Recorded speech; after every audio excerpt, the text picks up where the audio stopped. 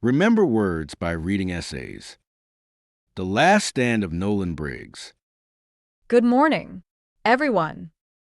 Today, we are going to study a short story titled The Last Stand of Nolan Briggs.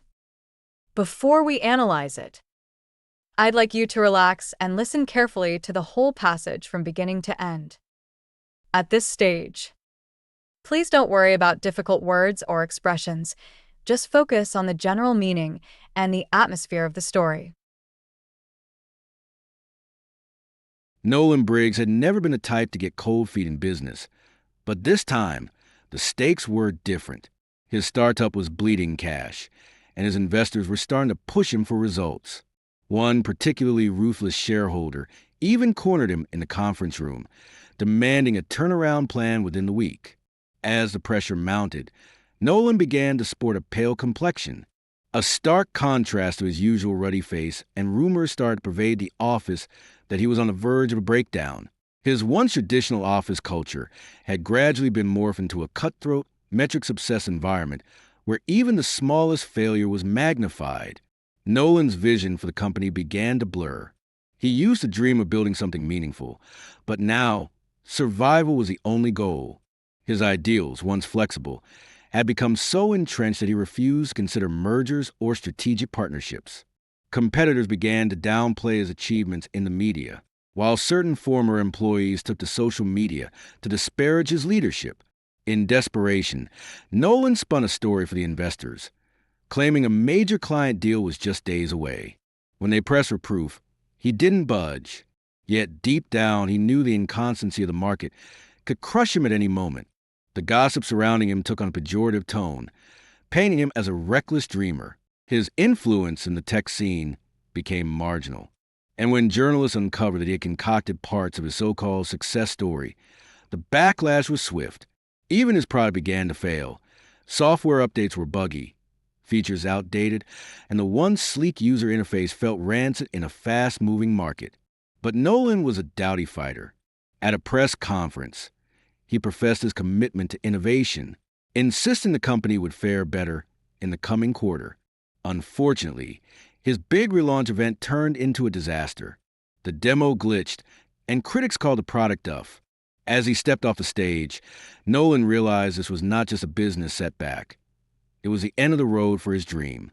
Still, he walked away with his head high. For all his mistakes, he had fought until the last moment, never letting anyone say he hadn't tried. Now, let's listen to the passage one more time. This time, as we listen, I will pause at certain points to explain the key vocabulary and important phrases used in the text. Please pay attention to how these words and phrases are used in context. And feel free to take notes if something seems new or interesting to you. Nolan Briggs had never been the type to get cold feet in business, but this time, the stakes were different. Let's look at the phrase get cold feet, which appears at the beginning of the story. To get cold feet means to suddenly feel nervous, afraid, or unsure about doing something important, especially at the last moment. In the text, when it says Nolan had never been the type to get cold feet in business, it tells us that he usually did not lose confidence or back out when facing challenges. This helps show how serious the situation is now, because even someone brave like Nolan is under extreme pressure. Teacher, does get cold feet mean he is actually feeling cold? Good question. No, it's not literal at all. It's an idiom. It describes an emotional reaction, fear or hesitation, not physical temperature. Can we use get cold feet in daily life? Not just in business. Absolutely. For example, someone might get cold feet before giving a speech, moving to a new city, or even getting married. It's very common in everyday English. His startup was bleeding cash, and his investors were starting to push him for results. Now, let's focus on the word push as it is used in the sentence. His investors were starting to push him for results. Here, push does not mean physical force. Instead, it means to pressure someone strongly to do something, usually within a limited time. In this context, the investors are demanding progress and results from Nolan, increasing his stress and urgency. Teacher. Is push always a negative word? Not always. Push can be neutral or even positive. For example, a teacher might push students to do their best. However, in this story, push has a negative tone because the pressure is intense and uncomfortable. Can we replace push with another word here? Yes. Words like pressure, urge, or press could work. But push sounds more direct and forceful, which fits the tense situation Nolan is facing. One particularly ruthless shareholder even cornered him in the conference room, demanding a turnaround plan within the week. Now, let's look at the word cornered in the sentence. One particularly ruthless shareholder even cornered him in the conference room. Here, cornered means to trap someone in a situation where they cannot easily escape, either physically or emotionally, and are forced to respond. It suggests strong pressure and confrontation. The word helps us feel how aggressive and uncomfortable the situation was for Nolan. Teacher. Does cornered always mean someone is trapped in a real corner? Not necessarily. While it can be physical, like being blocked in a room, it is often used metaphorically to describe emotional or psychological pressure. As in this story. Can cornered be used outside of business situations? Yes, definitely. For example, a journalist might corner a celebrity with difficult questions. Or someone might feel cornered during an argument when they have no good answers left. As the pressure mounted, Nolan began to sport a pale complexion. Let's move on to the word sport as used in the sentence. Nolan began to sport a pale complexion. Here, sport is a verb, and it means to show, wear, or display something in a noticeable way. It's often used when talking about appearance or attitude. In this context, it tells us that Nolan now visibly looks pale, which reflects his stress and declining health. Teacher. I thought sport was only about games. Is this usage common? Yes. It is quite common in formal or descriptive writing, while sport usually refers to athletics. As a verb, it can also mean to display something proudly or clearly. Can sport be used for things other than appearance? Yes. For example, you might say someone sports a confident smile or a new hairstyle. It's often used to highlight something noticeable about a person. A stark contrast to his usual ruddy face, and rumors started to pervade the office that he was on the verge of a breakdown. Now, let's look at the word pervade, which appears in the phrase, rumors started to pervade the office. Pervade means to spread through every part of something, often gradually and completely. It suggests that the rumors were everywhere in the office and hard to avoid. This word helps us understand how widespread the gossip became and how it affected the workplace atmosphere. Teacher. Is pervade usually used for something negative? Most of the time. Yes. It's often used with negative things like fear, tension, or smells. However, it can sometimes be neutral or positive, such as saying a feeling of excitement pervaded the room. Can we replace pervade with spread? You can, but pervade is stronger. Spread means something moves to many places. while pervade means it fills almost everything. His once traditional office culture had gradually been morphed into a cutthroat, metrics-obsessed environment where even the smallest failure was magnified. Now, let's focus on the phrase been morphed into. As in, his once traditional office culture had gradually been morphed into a cutthroat, metrics-obsessed environment.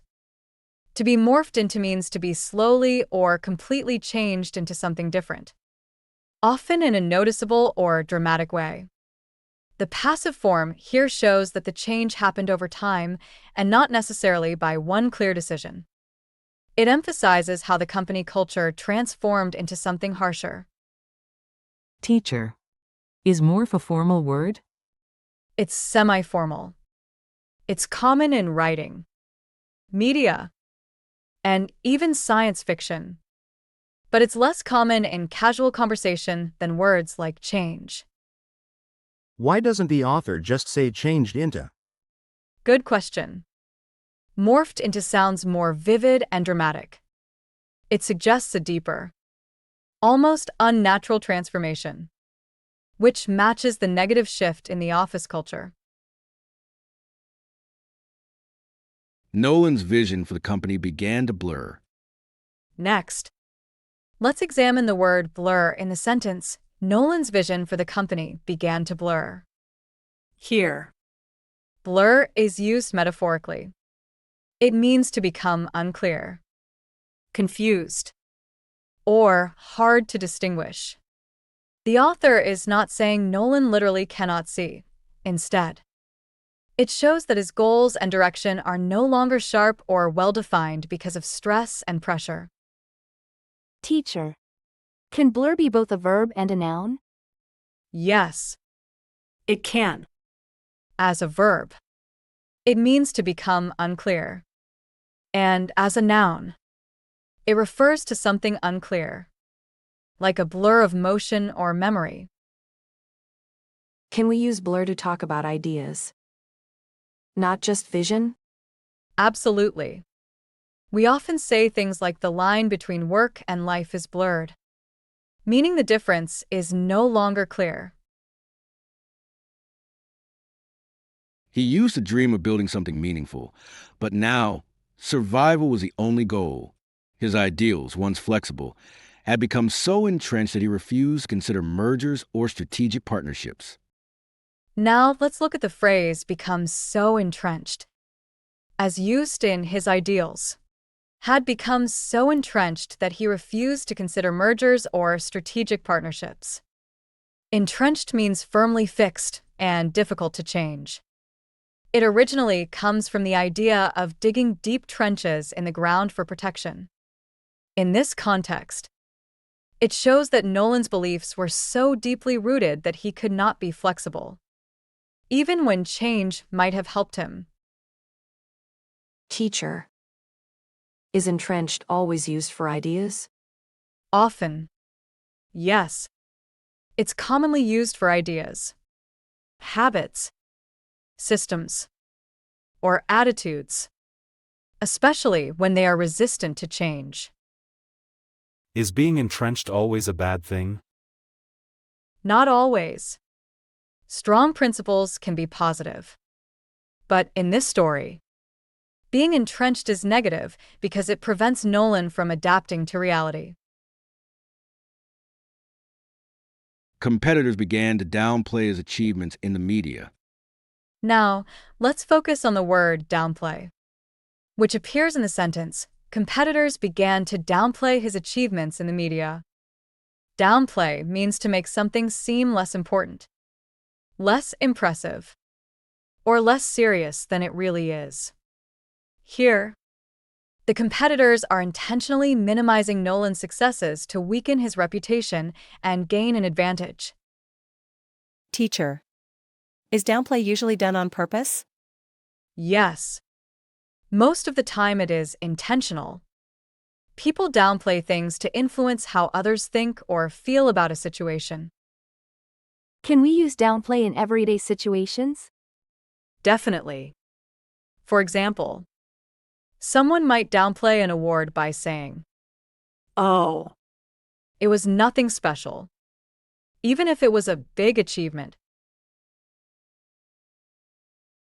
While certain former employees took to social media to disparage his leadership.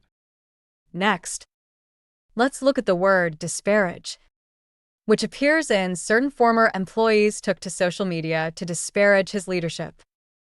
Disparage means to speak about someone or something in a way that shows strong disapproval or that makes them seem unimportant. It's more formal than just saying criticize, and it often has a negative or damaging effect on reputation.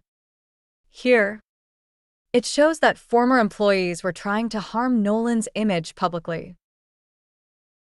Teacher. Is disparage the same as insult? Not exactly. Insult is usually direct and personal, while disparage can be more subtle and is often about undermining someone's reputation rather than just offending them. Can disparage be used in a positive sense? No. It's always negative. It implies belittling, criticizing unfairly, or diminishing someone or something. In desperation, Nolan spun a story for the investors, claiming a major client deal was just days away. Now, let's focus on the phrase spun a story. From the sentence in desperation, Nolan spun a story for the investors. Here, spin a story means to present information in a way that makes it sound better, more favorable, or sometimes even misleading. It often implies exaggeration or bending the truth to influence how others see a situation. In the story, Nolan is trying to convince his investors that things are going well, even though they're not. Teacher. Is spin a story the same as lying? Not exactly. It can involve some truth, but it's often biased or selective. It's less direct than lying, but can still mislead people. Can we use spin a story in everyday conversation? Yes. For example, someone might say, "He tried to spin the story to make himself look good," meaning they told it in a way that favors them, even if it's not completely accurate. When they pressed for proof, he didn't budge. Next, let's look at the word budge, used in a sentence when they pressed for proof. He didn't budge. Here, budge means to change your opinion, decision, or position. It often implies stubbornness or refusal to give in. In this context, Nolan refuses to provide proof or alter his story, showing how determined, or perhaps desperate, he is to maintain his claim. Teacher. Is budge usually used for physical movement too? Yes, it can be. Literally, it means to move slightly, like the box wouldn't budge. But in this story, it's used metaphorically for opinions or decisions. Can we say someone won't budge in everyday life? Absolutely. For example, "My parents won't budge on bedtime," means they refuse to change their rules. It's very common in casual English. Yet deep down, he knew the inconstancy of the market could crush him at any moment. Now, let's examine the word inconstancy, which appears in the sentence, "He knew the inconstancy of the market could crush him at any moment." Inconstancy means the quality of being unpredictable, unstable, or changeable. It suggests that something cannot be relied upon to stay the same. In this context, it refers to the market, which is constantly shifting, making Nolan's situation risky and uncertain. Teacher. Is inconstancy the same as instability? They are similar. Instability is more general, while inconstancy often emphasizes unpredictability and frequent change. especially in behavior, situations, or conditions. Can we use inconstancy in everyday life? Yes, though it's a bit formal. For example, you might say, I don't trust his inconstancy in keeping promises, meaning he changes his mind too often. The gossip surrounding him took on a pejorative tone, painting him as a reckless dreamer. Let's focus on the word pejorative, which appears in the sentence, the gossip surrounding him took on a pejorative tone. Pejorative is an adjective that means expressing disapproval, criticism, or a negative attitude. It is often used to describe words, comments, or tones that make someone or something seem worse. In this story, it shows that the rumors about Nolan weren't just neutral, they were actively harmful to his reputation. Teacher. Is pejorative commonly used in daily conversation? It's more formal and usually appears in writing, journalism, or academic contexts rather than casual speech. In everyday conversation, people might just say negative or insulting. Can pejorative be used for a single word? Yes, absolutely. For example, calling someone incompetent in a certain context is a pejorative term because it expresses disapproval. His influence in the tech scene became marginal. Next, let's look at the word marginal. Used in the sentence, his influence in the tech scene became marginal. Here, marginal means very small, unimportant, or not central. It shows that Nolan's influence is no longer significant. He is on the edges of the tech world rather than being a key player. Teacher. Can marginal be used in numbers? Like math? Yes. In math or economics, marginal can describe a small change, like marginal cost. But in everyday English, it usually means unimportant or minor. Can we say marginal about people? Definitely. You can describe someone as marginal in a group or field, meaning their role, influence, or impact is limited or insignificant. And when journalists uncovered that he had concocted parts of his so-called success story, the backlash was swift. Now, let's examine the word concocted. From the sentence, journalists uncovered that he had concocted parts of his so-called success story. Concoct means to create something, often by combining different elements. But it usually carries the idea of inventing something false or misleading. In this context, Nolan fabricated parts of his story to make his company appear more successful than it really was. Teacher. Can concoct be used in a positive sense? Yes. Sometimes. For example, you can concoct a recipe or concoct a plan, meaning you created something clever. But when it's about stories or excuses, it usually implies dishonesty. So, concocted a story is like making up a lie? Exactly. It emphasizes that the story was carefully invented, often to deceive others. Even his product began to fail. Software updates were buggy, features outdated, and the once sleek user interface felt rancid in a fast-moving market. Next, let's look at the word rancid, which appears in the sentence, the once sleek user interface felt rancid in a fast-moving market. Literally, rancid describes food that has gone bad and smells or tastes unpleasant. Here, it's used metaphorically to show that the product, which used to be fresh and appealing, now feels outdated, unappealing, or of poor quality. Teacher.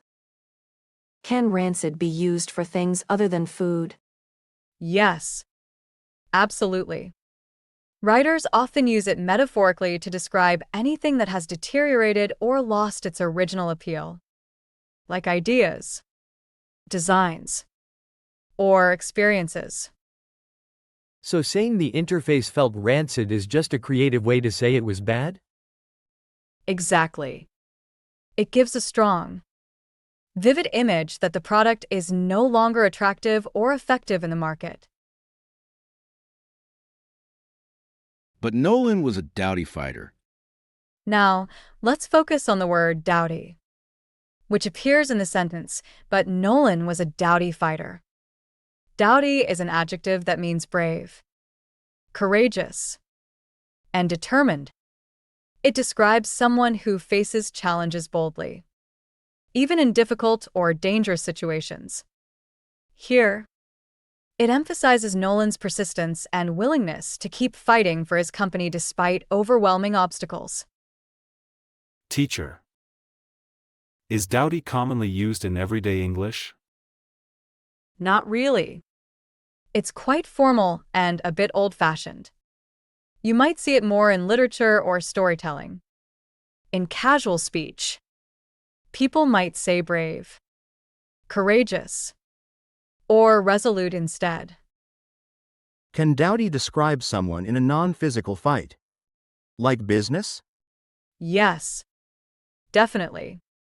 It can describe mental courage, persistence, or determination, just like Nolan shows in his struggle to save his company.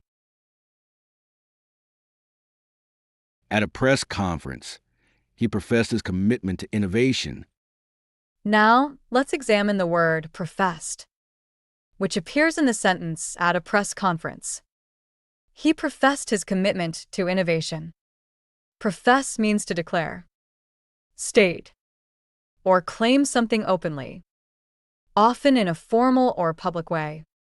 It doesn't necessarily mean it's true. It's more about what someone says or claims. Here, Nolan is publicly stating his dedication to innovation, even though his actions might not fully match his words. Teacher.